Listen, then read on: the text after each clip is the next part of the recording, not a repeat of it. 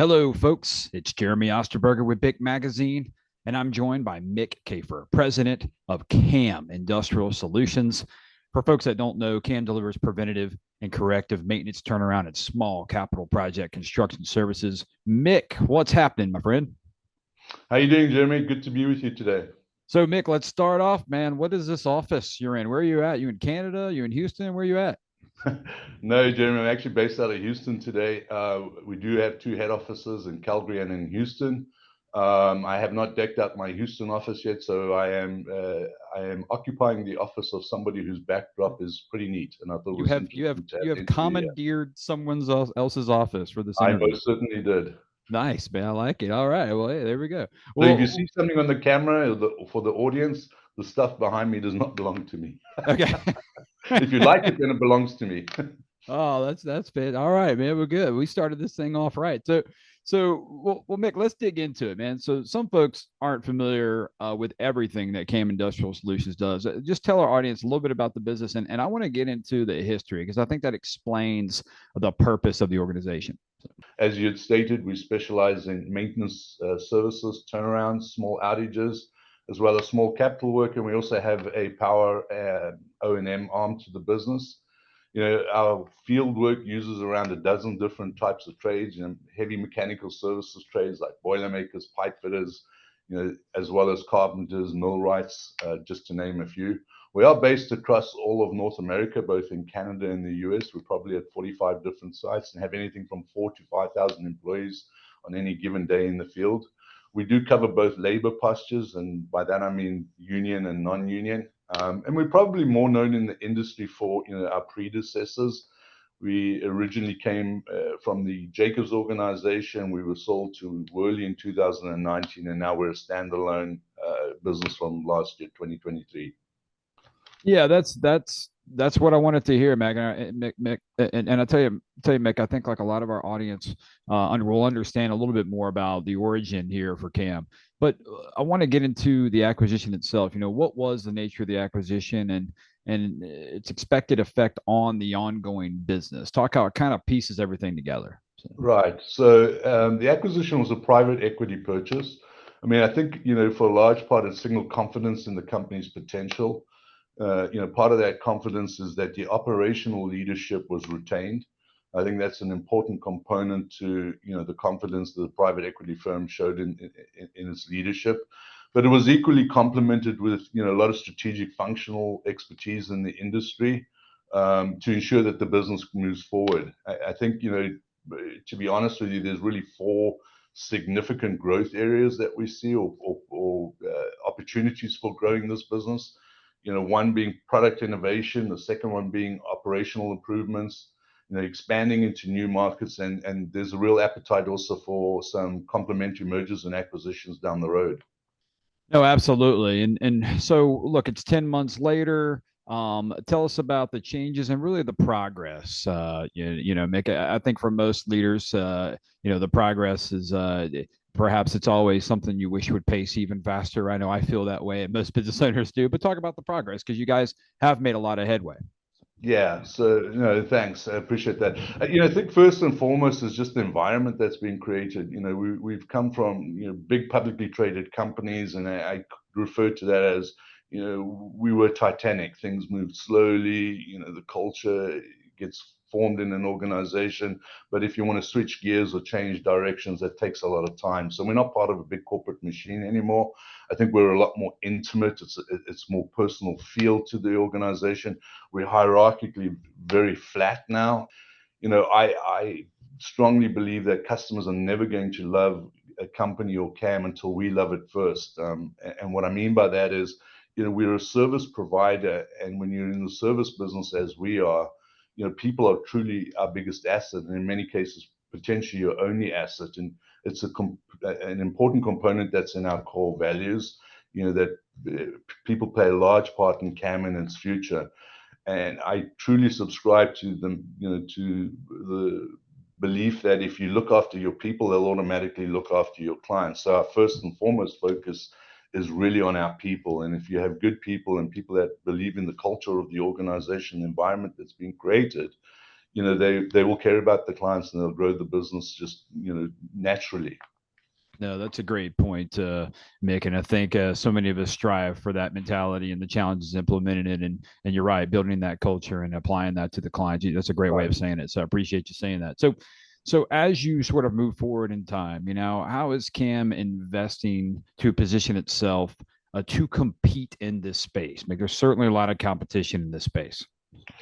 No, you're absolutely right. I mean, the competition is fierce. I think the first and foremost and critical thing when we became part of this organization was equally important to me personally, not just for myself, but also for the team that came over, was, our principals support investing in this business. And so what that means is there's ability to spend money wisely.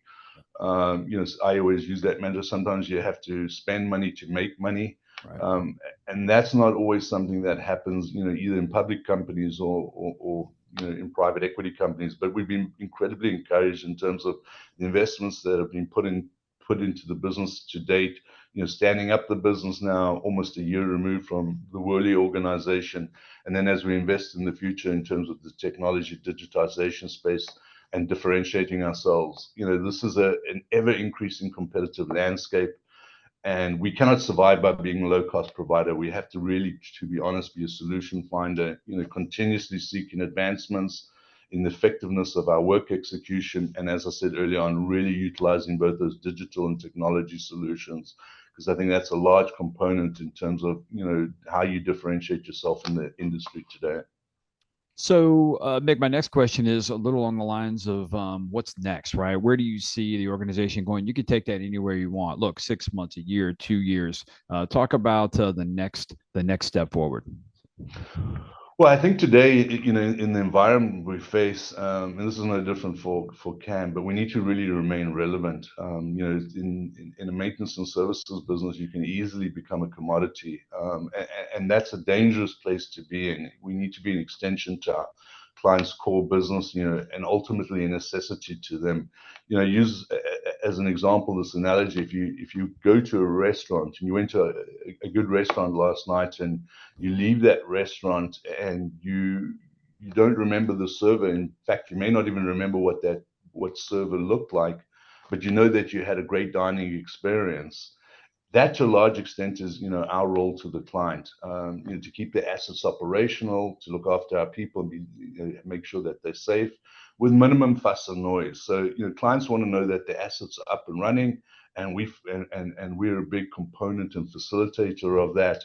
But there's no hoo-ha about it. There's really just getting on with the business and finding solutions for the challenges and opportunities that face us every day. That's right. Mick, earlier you mentioned people. Everyone is concerned at a maintenance, turnaround, even capital projects level when we survey our audience and our consumers of big media outlets, including print and digital. What we hear is quality of crafts, right? Quality of the work being done. How is CAM Industrial working towards workforce development, and how are you ensuring great craftspeople? Yeah, Jeremy, this is, I think, probably the number one issue that the industry faces today. And to be honest with you, it's an incredibly complex problem. The gap between the demand for labor is increasing and the supply for labor is decreasing, and that gap is ever widening and is progressively getting worse.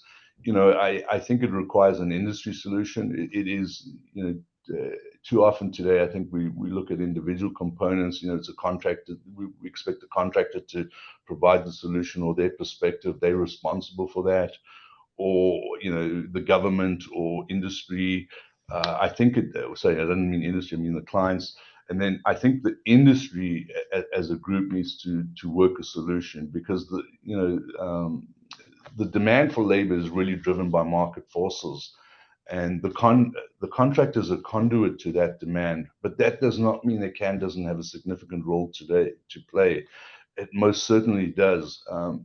We strongly believe that the work is going to go to the contractor or to a competitor, if you wish, with the person who can provide the labor and the highest quality labor. And in terms of the specifics of what we're doing, I'm a little bit guarded, because I think that is a significant differentiator for us. but I go so far as to say it's an absolute priority for us and a distinctive advantage in an area that we see is so critical today. And it's probably something that, all of our competition is wrestling with too. No, that's fantastic.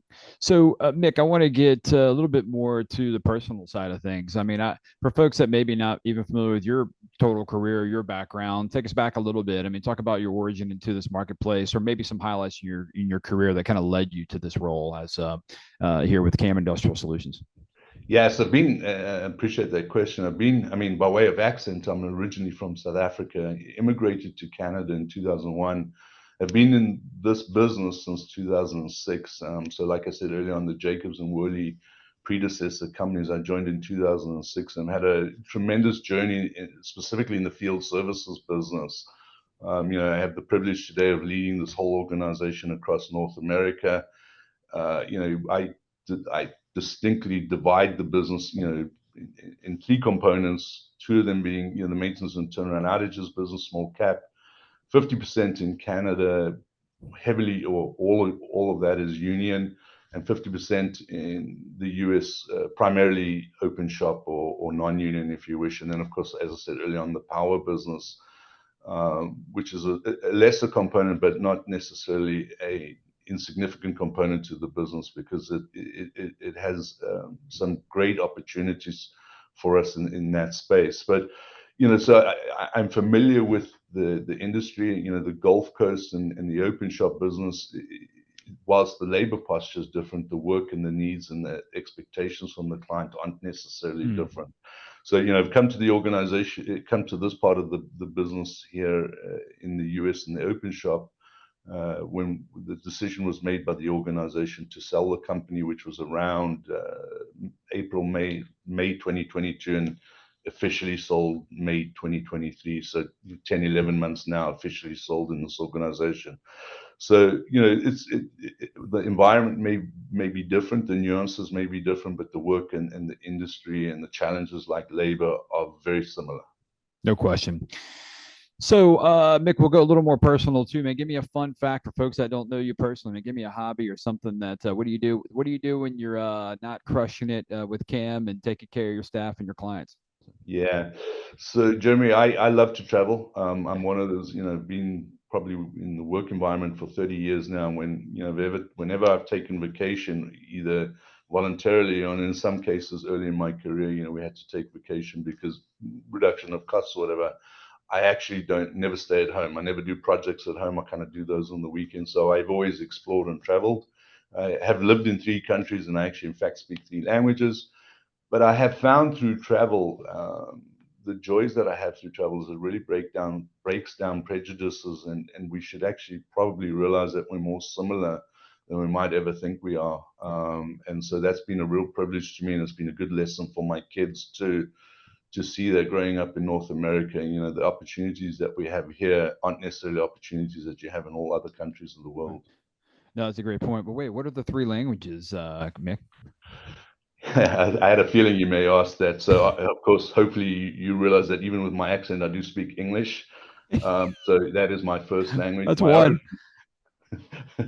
But by way of my last name, Kaefer, my parents grew up in Austria. I was born in Austria, and then they immigrated when I was quite young. And my dad actually was, funnily enough, an electrician. So, the background is always, I guess, been in the family that there's trade history. And so they immigrated to South Africa when I was a year old. And in South Africa had 2 languages, English and Afrikaans. And Afrikaans is a Dutch dialect, if you want. The first European founders or inhabitants of South Africa were the Dutch. Right. And so it became a language. And so those are the 3 languages I speak. I don't profess to speak German or Afrikaans with, in a business sense with any fluidity, but I could certainly get my way around.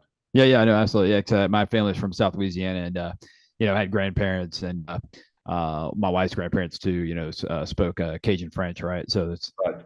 yeah, I hear you, man. Well, Well, Mick, let's do this. We got so much more to talk about. Would love to have you back on as especially this topic of workforce development as it drives our industry and in some ways hinders the project side of our business too, right? It's an issue, and so anyway, there's plenty of other topics we can talk about in the future. So we'll wrap this up today. I just wanted to say thank you for your time and your conversation. And hey, if there's any other updates or reasons to come back on with us, you're always welcome.